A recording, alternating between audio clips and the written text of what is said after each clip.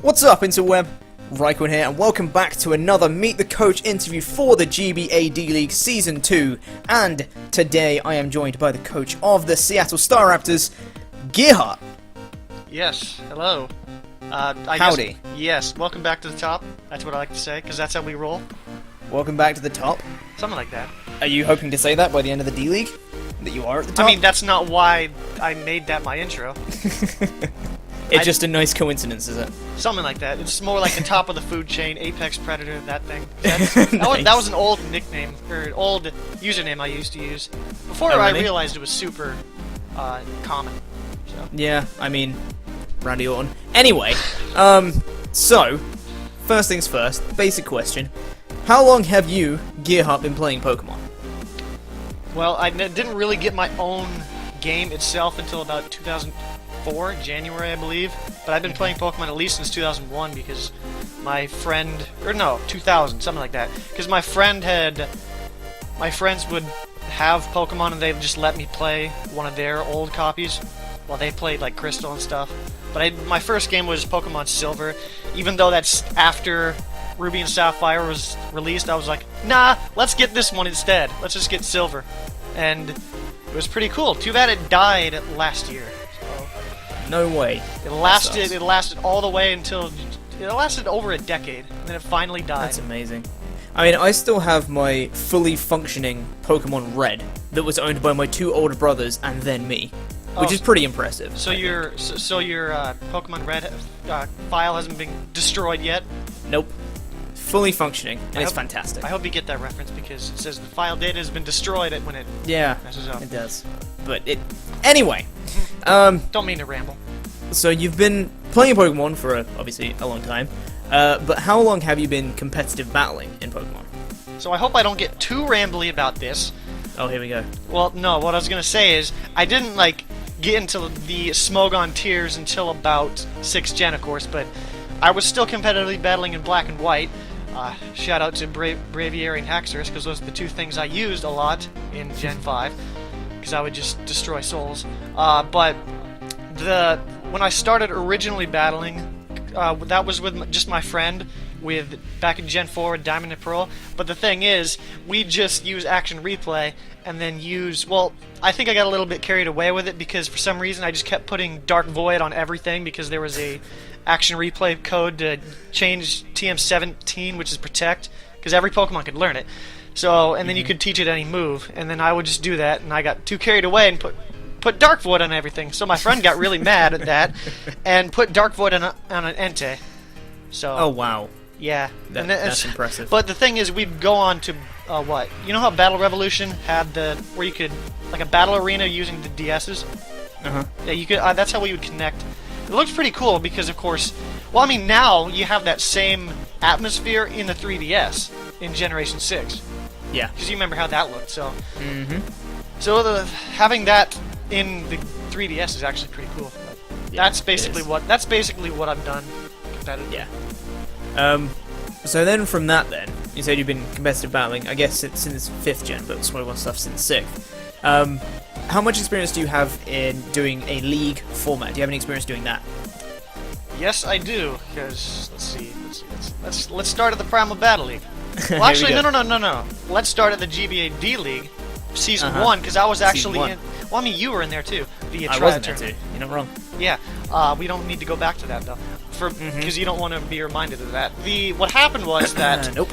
What happened was that I tried out, got my doors blown off by George, who's also in here, so if I face him, that should be fun. That should be really fun. It'll be like Gio and Miguel, because Gio couldn't get in because of Miguel, so hey, let's try that. So then I decided to make my own league with Blackjack and Hookers, and then I of course invited Hank the Pidgey and then everybody that I could, including Mighty Mamoswine, Baby Nick. And what happened was that... What happened? I know I started out 2-1, and then I just got completely stomped, got 5-0'd 3 times in a row, but I ended up being 6-6. Because at one point I was 6-4, yeah, so... and I don't think it continued after that. I think the playoffs started, I missed it just due to a tiebreaker, because of that 5-0 loss, like 3 of them just in a row. my differential was just so bad that I couldn't get into the playoffs because it was a 3-way tie, I believe, between 2 other people and myself. So tiebreaker went to somebody else, and then and I don't think the playoffs finished after that. Yeah. But then after that, I didn't get into a league until the LBA, and what was it? With the LBA, that was interesting because, well, actually, I won all the games in the tryouts. Like, I made the top spot, and then what happened after that was that I got in there. I started at 1-1, and then I fell all the way down to like 1-5. But I won the second game. The 6th game before the break, because in the LBA they have a break. Right. In between, because it was a 12-game season, and then I ended up being I think I ended up being 3-6, I believe. Yeah. So or 3 no, it was 3-6. But I at least won my last game, and that was a crazy game.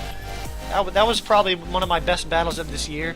So I got to actually use free shock here in black. That was fun. I blew it. Oh, that's awesome. I just totally destroyed this guy's Blissey. Mr. Merker, I think. Yeah. That's fantastic. I don't think. I know it was Mr. Merker, but yeah.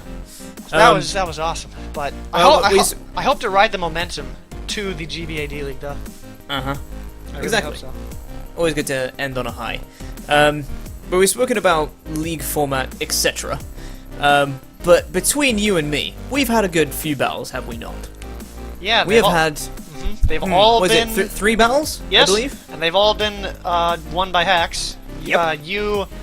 What happened? Oh no, I flinched your wheezing. Then you flinched my wheezing with a waterfall, which prevents me from willowing you. I missed Razor Shell on your rock polishing Rhyperior. Yep. Yes, you did. And then what happened? My Mega Sharpedo. And then flinched your Mega Sharpedo Mienshao. Flinched my Mienshao, I think it was. Was it not? And how interesting! And how interesting! I changed my mascot from Glade to Duat because eventually it's like, hey, why don't you miss a Razor Shell? You'll be my mascot one day. So that was pretty unfortunate. It was very unfortunate with that. I mean, matches, I went for the Aqua Jet and you had white weakness policy, so that even made it worse. Yeah, you did. That was amazing. Anyway. But anywho, hopefully none of that happens in the D League this season.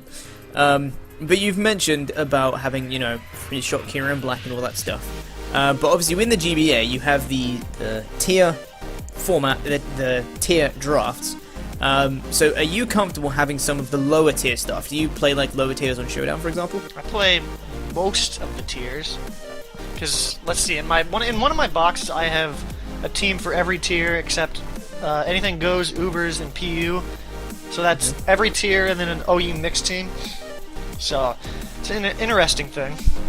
Yeah. Because there was a few of them. There was a few Pokemon I wanted to try. In fact, I was considering picking up Go-Goat and Sock, which actually were drafted by Mike. So how interesting how both of them were. Those are actually some like hidden gems, I think. Well, mainly Sock, because you never want to underestimate. Yeah, you never want to underestimate Sturdy. Exactly. Sturdy can be absolutely come in clutch. Pretty clutch. But absolutely. So you're pretty happy using some of the lower tier stuff then? I'm pretty comfortable with that. Yeah, that's good. So I mentioned about the tier listings and the drafts. Let's actually take a look at your draft. So it should be on the screen as well, but the team, the Seattle Staraptors for GBA D-League Season 2 is Clefable, Salamence, Victini, Jolteon, Tentacle, Registeel, Crocodile, Gourgeist, Basculin, Yanmega, and Mega Lopunny. So are you pretty happy with your draft? Well, I would say yes, but there was a moment where I was kind of unsure after hearing the draft analysis. But then when I got into the nitty-gritty game planning, that's where I realized, I was like, yes, I drafted these Pokemon, I can understand why I'm comfortable with it. I realize why, again, although there is a few weak links in here, I'm sure they'll get their uses out of them. But overall, honestly, I thought it was hyper-offensive. It's not hyper-offensive in my opinion. There's ways around that I can do things with it, so... I mean, I got most of the things I wanted. I've been trying to get Clefable for so long in a draft format. I finally got to have it. It's just such a great safety net, honestly. Yeah, it is a great one, absolutely. But as you said, you are more oriented towards offense with this team. No, well, no. I thought it was hyper offensive Yeah. earlier. When I drafted, I was looking at like, I wouldn't say bulky offense, but just like a mix of offense, defense, speed, all three of them. Yeah. The trifecta. Exactly. You do have some huge offensive threats in that team, though. Ones that you cannot underestimate. Things like Victini, Megalopody, even Yanmega. Tinted Lens is fantastic, as is Speed Boost, of course. Both those can absolutely come in clutch at some point. But it looks like to be a very solid draft, as are the rest of the drafts in this season. I think there isn't really a bad team per se in this season of D-League at all, which is great to see. So, bearing in mind your draft and everyone else's draft, what are your expectations for this season? What do you want to achieve? This might sound cliche, but all I want to go is go 1-0 every week. Just don't worry about future weeks. Just worry about the week at hand. And every week is a championship week. I didn't make that up. It's actually something that the Seattle Seahawks actually have come up with, because I don't want to worry about late next week. I just need to focus on this week. That is the whole goal. Just try to win the week that I'm on. And just go from there. Oh, that's very, very respectable. So hopefully, focusing on each week gets you a lot of wins from this season. So, as I said, once again, bearing in mind everyone else's drafts, whether it be because of a certain draft or just because you're friends with them or whatever, who are you most looking forward to playing this season? Well, the thing is, there's two people. Is it fine if I say two? Absolutely. Well, it's because I've already explained why I want to face George again. Just because he 4-0'd me in the D-League tryouts in Season 1. Another one, and the other one is Mighty Mamoswine / Baby Nick. I think you should already know who that is. Mainly because he was in the Primal Battle League way back when. And I believe I won that game against him. I won that game 3-0 because he burned my Megalopony, which had Facade. So I was able to just... Yeah, I had Facade because I couldn't hit his Jellicent, so then he burned me with his Gastrodon, and then I just swept him because of that. So that's fantastic. So having a rematch with a friend is always good. Some great rematches then. One that you've lost before and one that you've won before. So very interesting rematches for sure to come. And last question, I believe, before we wrap things up, is just going to be, who do you think is a bit of a dark horse this season, or someone to look out for? That's not yourself, of course. It's interesting, and it's rather tough. Well, I can't say Nick or George, because obviously, if you've heard the draft analysis, everyone is just like, "Oh, I love their team," but I'm trying to think. I don't have anybody else's draft up right now. It's gonna be hard.